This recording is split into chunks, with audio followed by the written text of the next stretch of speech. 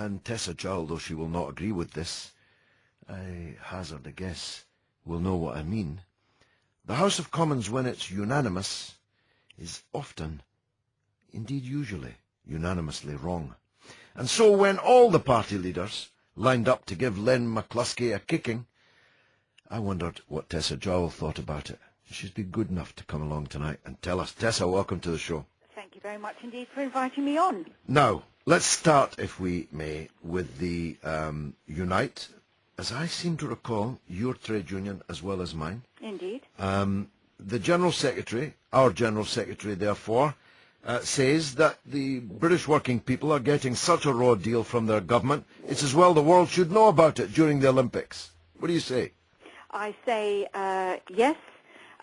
British working people are getting a very raw deal from the government, and families up and down the country, the families I represent, are feeling real pain as a result of decisions that have been taken by this government. However, I am absolutely opposed to Unite or any other trade union seeking to disrupt the Olympic Games, which is a moment of national celebration, and none of the families who are coming from all over the UK or the visitors who are coming from all over the world or the athletes who are busy preparing would understand disruption in that way. Are you still going to take Unite's money, though? Well, the Labour Party is Unite is affiliated millions. to the Labour Party. I think it's millions. For Unite. I think it's millions we're talking. But no, it's not a matter for Unite. It's a matter for you as one of the leaders of the Labour Party. Yeah, of course. I mean, we can have. Are you still going to take the millions of pounds that Unite gives you? We are, and is that not a bit hypocritical then? It's not hypocritical at all, because we speak out, I speak out, Ed Miliband has spoken out, Harriet Harman has spoken out, and made absolutely clear our disagreement with Len McCluskey on this. But let me tell you this, George, that Unite is one of the trade unions that was party to an agreement that I was involved in negotiating now nearly 7 years ago, which laid the basis for working between the trade unions and the employers in the development of the Olympic Park. And one of the great achievements there has been the good industrial relations that have in part seen 0 fatalities on the biggest construction site in Europe. And that's something you have to cross your fingers and just hope that that record is not broken between now and the opening ceremony. But when you have good partnership between trade unions and employers, you get that kind of benefit for all those who are involved. No, you did it's one of your many achievements in life, Tessa, and I credited you before you came on with that. It was, I think, a terrific period when you were running the run-up to the Olympics, and well, nobody, I think there are many people who have contributed nobody to that with is respect. talking about strikes of the workers at the Olympics.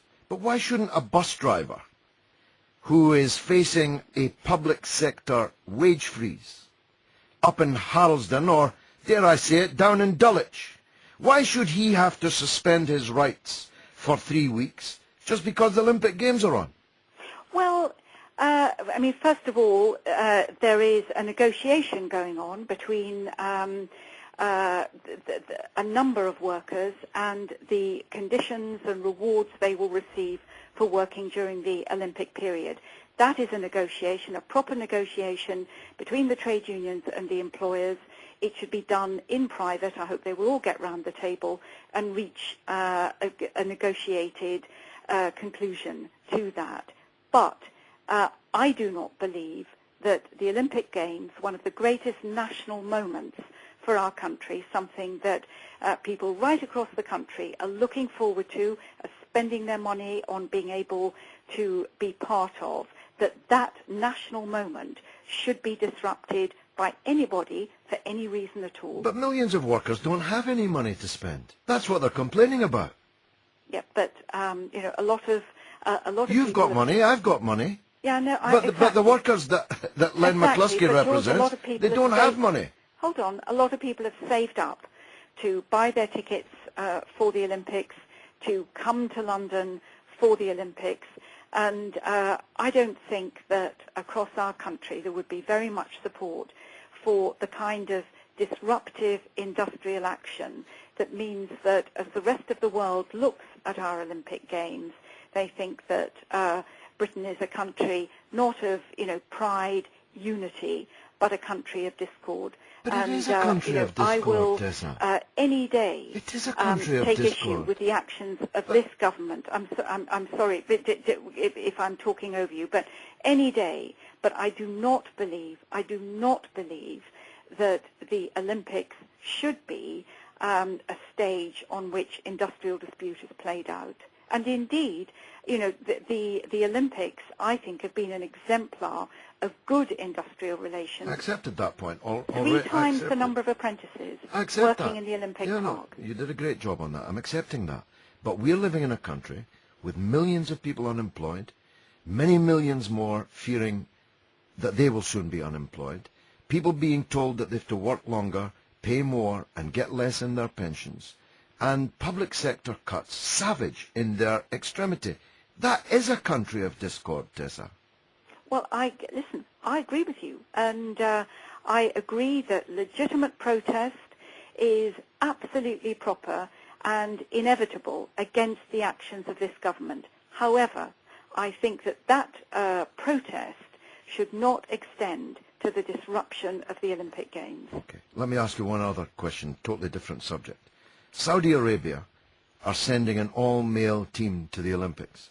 They have forbidden any of their female athletes from being part of their Olympic team. We should ban them, no? Well, I have spoken out on this, as you know, and I think the IOC are undertaking a very good and sensitive negotiation with the Saudis. I hope that what will happen, to be absolutely practical about it, George, you can't. We've got 4 months until the start of our Olympic Games.